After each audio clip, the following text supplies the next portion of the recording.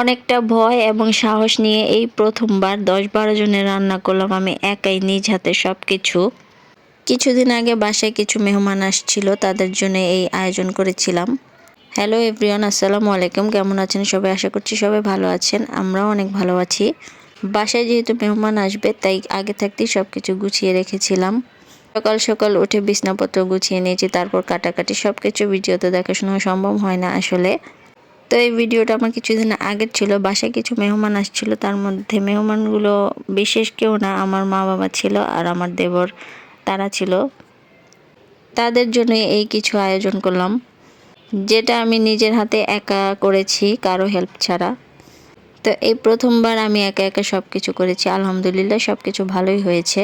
তো রান্নার জন্য আমি প্রথমে গরুর মাংসটা বসিয়ে দিয়েছিলাম, ফাঁকে দিয়ে একটু সময় ছিল, তো সেই সময়ের মধ্যে গরুর মাংসটা মাখিয়ে বসিয়ে দিয়েছি। আর এদিকে চিংড়ি মাছটাও ভেজে নিয়েছিলাম। তো এখন চিংড়ি মাছটাকে আমি পেঁয়াজ দিয়ে ভুনা ভুনা করব। তো ভাজা প্রায় হয়ে গিয়ে যাওয়ার পরে আমি সেটা দিয়ে আস্তে আস্তে তেল মশলা যা যা ছিল সব কিছু দিয়ে চিংড়ি মাছটাকে ভুনা ভুনা করছি। পেঁয়াজ দিয়েছি, পেঁয়াজ ছাড়া তো আর ভুনা হয় না। যেহেতু সকাল সকালে রান্নাবান্না বসিয়ে দিয়েছি, তো মাংসটা আগেই বসিয়ে দিয়েছিলাম আমি, যে কারণে মাংসটা হয়ে গিয়েছে। গরুর মাংস এখানে প্রায় ২-২.৫ কেজির মতো হবে। তো আর এখানে চিংড়িটাও হয়ে গেছে। আর চিংড়ি মাছ রান্না করতে বেশি তেমন সময় লাগে না, তো আমি এর উপরে একটু জিরার গুঁড়া ছিটিয়ে দিলাম।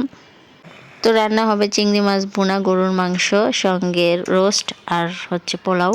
তো এই তো আমার গরুর মাংসটা হয়ে গিয়েছে, এটা এখন নামিয়ে ফেলবো। আর চিংড়ি মাছটাও হয়ে গিয়েছে, এখন এর ভিতর কাঁচামরিচ দিয়ে দিলাম। এর বেশি আর রাখবো না।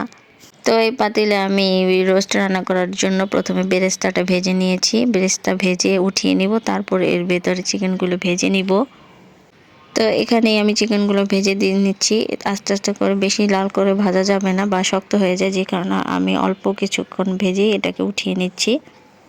এর আগে আমি এসব রান্না কখনোই একা একা করিনি, কারো না কারো সাহায্য লাগছে, কিন্তু এখন আমি নিজেই এগুলো করতে পারি। তো আমার এখানে চিকেনগুলো ভাজা প্রায় শেষ হয়ে গেছে। এখন আমি এই চিকেনের তেলের মধ্যেই আমি রোস্টটা করে নিব। তো এখানে দিয়েছি পেঁয়াজ বাটা, পেঁয়াজ কুচি, তারপর আদা রসুন বাটা, তারপর শুকনো গোটা মশলা, তারপর শুকনো মরিচ, ধনিয়া, জিরার গুঁড়া যা যা আছে সব কিছু দিয়ে দিয়েছি। তারপর মরিচও দিয়ে দিয়েছি আর রোস্টের মশলা দিয়ে দিয়েছি। প্যাকেট রোস্টের মশলা এখানে ব্যবহার করেছি। অনেকে বাটা ব্যবহার করে, আমি প্যাকেটটাই ব্যবহার করলাম। আমি বেশিরভাগ সময় প্যাকেট মশলা দিয়ে রান্না করে থাকি, আমার কাছে এটা ভালো লাগে। তো এর ভিতরে এখন দিয়ে দিলাম টক দই। টক দই দেওয়ার পর এটাকে ভালোভাবে মিশিয়ে নিতে হবে। এই তো দেখতেই পাচ্ছেন কিভাবে হয়ে গেল। তারপরে এটাকে তেল উঠে আসা পর্যন্ত অপেক্ষা করতে হবে, বারবার নেড়েচেড়ে দিতে হবে, তা না হলে কিন্তু নিচে লেগে যাবে। তো আমি বারবার নেড়েচেড়ে দিয়েছি। এখন এর ভিতরে চিকেনগুলো দিয়ে দিব, ভেজে রাখা চিকেনগুলো। যেহেতু অনেকগুলো চিকেন আর এই প্রথমবার রান্না করছি, যে কারণে একটু ভয়ও লাগছে কেমন না কেমন হয়। তো আশা করি ভালোই হবে রান্নাটা। চিকেনটা কষিয়ে নেওয়ার পর আমি এর ভিতর দুধ দিয়ে দিলাম, কারণ দুধ দিয়েই এটা সিদ্ধ হবে, এর ভিতর আর পানি দেওয়া যাবে না। তো সেই সঙ্গে আমি কিছু বাদাম বাটা দিয়ে দিয়েছি। বাদাম বাটা দিলে কিন্তু চিকেন রোস্টের স্বাদ অনেক বেড়ে যায়। আর একটু টমেটো সসও দিয়ে দিয়েছি। আমি যেভাবে রান্না করি সেভাবেই আপনাদের সঙ্গে শেয়ার করছি। আশা করি আপনারাও ওইভাবে রান্না করতে পারেন বা আমার চাইতে ভালো রান্না করতে পারেন। তারপর রান্নাটা প্রায় শেষ হয়ে এসছে এবং শেষ পর্যায়ে আমি কিছু পেঁয়াজ বেরেস্তা যে ভেজে রেখেছিলাম সেগুলো দিয়ে দিলাম। তো দিয়ে এটাকে ভালোভাবে নেড়ে চেড়ে তারপর এর ভিতরে কিছু কিশমিশ, তারপর কাঁচামরিচ, এই তো এগুলো দিয়ে দিলাম। চিনিও দিয়ে দিয়েছি, চিনিটা দিলেও কিন্তু অনেক স্বাদ বাড়ে। তারপর ঘি দিয়ে দিলাম। ব্যাস, আমার চিকেন রোস্টটা কিন্তু প্রায় হয়ে এসেছে, দেখতেই পাচ্ছেন কি সুন্দর হয়েছে। এখন এটাকে নামিয়ে নিব। তো পোলাও রান্না করার পালা। তো পোলাওটা আমি আগে ভেজে নিয়েছি।